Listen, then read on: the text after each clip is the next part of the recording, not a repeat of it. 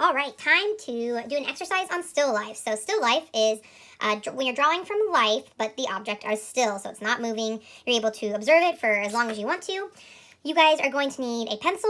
I'm going to be using a marker for the video like always. You're going to need one of the images provided to you. I used quite a few different views. Some views are more zoomed out like this if you want something a little bit more complex. Some views are zoomed in so you have less to do. And if you still don't like how many objects are in here, maybe you just want to draw these three objects up here, these 4 objects actually. That's totally okay with us. Do what makes you comfortable. I just wanted you all to have a lot of different options. So you're also going to need a piece of copy paper. Again, mine is full sheet just because of the video. So from still lifes, what we really want you to learn is to observe and draw what you see, not what you know. Draw what is in the picture. We want you to draw through the form, which means not just drawing a simple outline. You're actually drawing across and through the form, and you're trying to break that form down instead of just going from a simple outline. Going through the form and doing a contour line describing the inside stuff is a lot better for describing the form. And we will also talk a little bit of how to show depth with some line weight. So when you guys are working on these still lifes, we don't expect them to be fully developed. We don't expect them to be colored. We just want you to be doing pencil sketches for this. So the first thing that you need to do is you kind of need to figure out something called hierarchy. Hierarchy is where things appear on your paper, if they appear higher, if they appear in the middle, if they appear lower. Generally, when we're talking about still lifes, if something is lower on the paper, it's usually closer to you, and if something's higher on the paper, it's far away. And I think for almost all of these, that is true. All these bottles are very, very close. All these bottles up here are very far away. So another cool thing, if something is further away, it's called atmospheric perspective, and it's going to appear smaller, and something up front is going to appear larger. That also has to do with how detailed something is too. These bottles are much more detailed than this one way back in the corner. So you need to figure out where your objects are placed. You can do this through measuring, so you know that where bottles line up can be like, okay, well this bottle lines up, this green bottle lines up with the leaping toadstool, and it's about halfway through the leaping toadstools. You can kind of mark and think, okay, if this is on this paper and it goes here, that means it would be about right here. But you want to figure out where all your objects are about. And you want to do that by figuring out where their baselines are. Baselines is where your objects sit. It's the line where they sit, the very most bottom line. So again, you can kind of just eyeball that. And I want to copy these lines that I see onto my paper. A lot of these objects are overlapping, and overlapping creates a lot of depth. Now, I don't know where this green bottle ends, so I'm not going to put its baseline down because I can't see it. And you need to draw what you see, not what you know. The next thing you want to figure out is basically the size of everything proportionate to each other. So you want to figure out how big is this bottle compared to this green bottle. Okay, well this one is this big, so it's like 1.5 of these goes to here. So you want to find the relationship between your objects, because if you have this bottle appearing really tiny and this one appearing really big, it's not going to make a lot of sense. So if it helps you, something else you can do, if it's not too confusing to you, is you can kind of figure out where the top of your objects are too and put them in as a general sketch. Now some of these, you don't see all the top of the objects, so that might be a little bit trickier. But it's just a good way to kind of get the lay of the land of your still life. Oh, these actually relate very much to each other. So I'm kind of finding out that the top of this almost matches up with the top of this. Okay, so now we've kind of figured out how big things are going to be, where things are generally. We want to start to break down the forms. So when you're doing that, you're going to want to find the basic shapes that are in forms. You want to look for things like rectangles, ellipses, which are ovals. You want to look for rounded edges, squares. You want to find them basic. You want to break everything down to its basic most shape. You can always make it more complex later. So this is a really good bottle to go from. And I'm going to use this paint pen to show you guys. Oh, well, maybe. I'll use this paint. But the top of this cork is an oval, okay? The bottom is also an oval, and then the sides connect like this. And that's true for every ellipse that you see on here.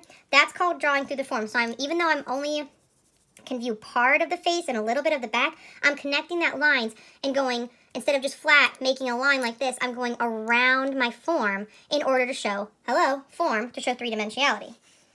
So on my paper, after doing my observing, and it helps sometimes if you need to like anchor or center something to draw a line. So I know that that's the center point around my things.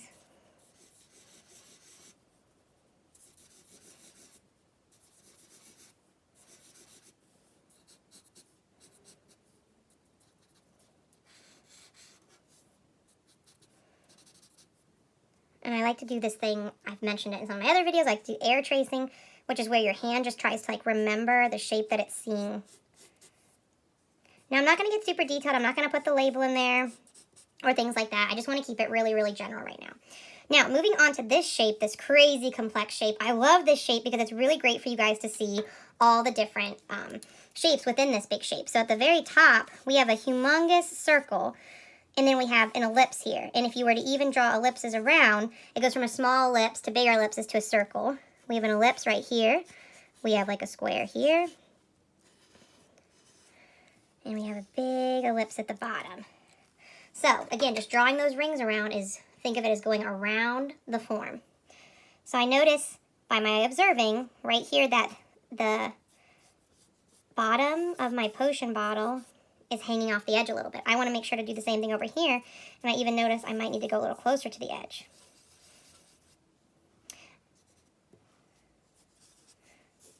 And I also notice this is going crooked a little bit. So just like I did this one straight up and down, I'm actually going to make the center of my potion bottle go crooked by using angling to match up the angle there.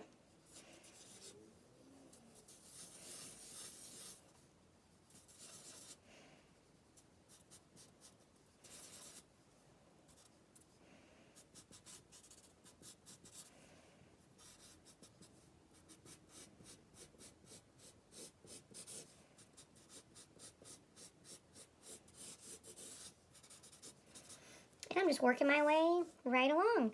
So the next one here, now we have some overlapping starting.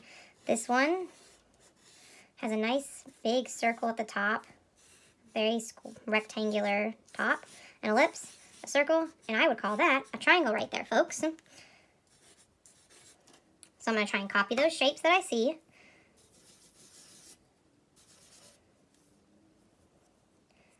Trying to match up, so this goes here.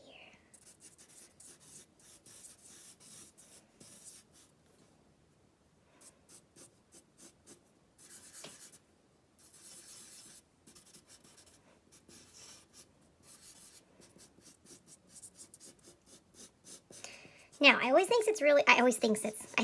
thinks it's wise that you lay out your shapes really generally like this, because if I have to go back and move something a little bit to the left or move something a little bit to the right, I can very easily erase it, but use some of the similar measuring and just scoot it over. So I still have not gotten super specific with where cork bottles are, or what the cork lines are, where the decoration are and stuff.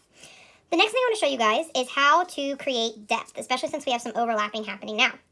And besides just the overlapping that we have and making things smaller in the back and things bigger in the front, you can use line weight. So line weight is how thin or thick a line is. The thinner a line is, the further away it is. The thicker a line is, the more close up. But even look at my hands. This hand, you're seeing all the little Sharpie marks. You don't see that with my hand in the back. So what you're going to do is use your pencil and press darker. I'm going to use a thicker Sharpie marker because I can't press any darker with the Sharpie marker. And you're going to add some thickness to your line. So since this perfume potion bottle is in front of this bottle, I want it to appear like it's in front. So I'm going to, especially the lines that are in front, I'm going to go and make them thicker. Now, I want the ellipses to get thinner at the back, because if I'm describing form and I have something curving around, it would be thicker in the front and thinner on the sides. So I only want to add that thickness really in the front right here, the super thickness. And I am going to go around the edges.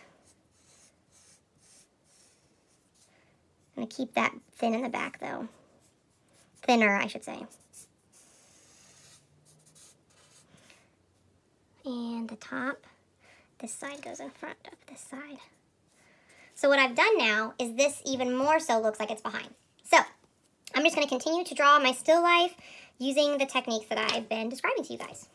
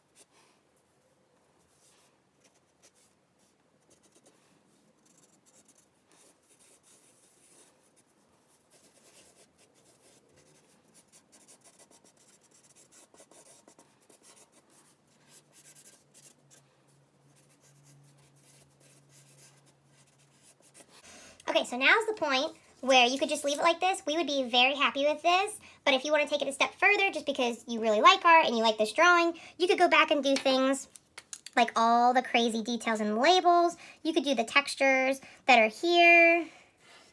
You could do the words. If you want to get really, really technical, something you can do is every time you see a reflection, you can draw the shape that you see in the reflection. So up here, I could draw all these little lights right here. But you would want to make sure that when you do the details, you're using like a really, really thin line because they should be much less descriptive than the major lines that you've already done through the line weight and the contour line. If you want to make it look like there's a liquid, there's a little trick for you. Make an ellipse where the liquid line is, but don't make the ellipse go all the way to the edges. And then just put a really slight indication of liquid on the inside of the line. Like so. I could do all my value shapes. All right, I hope you guys have fun doing a still life.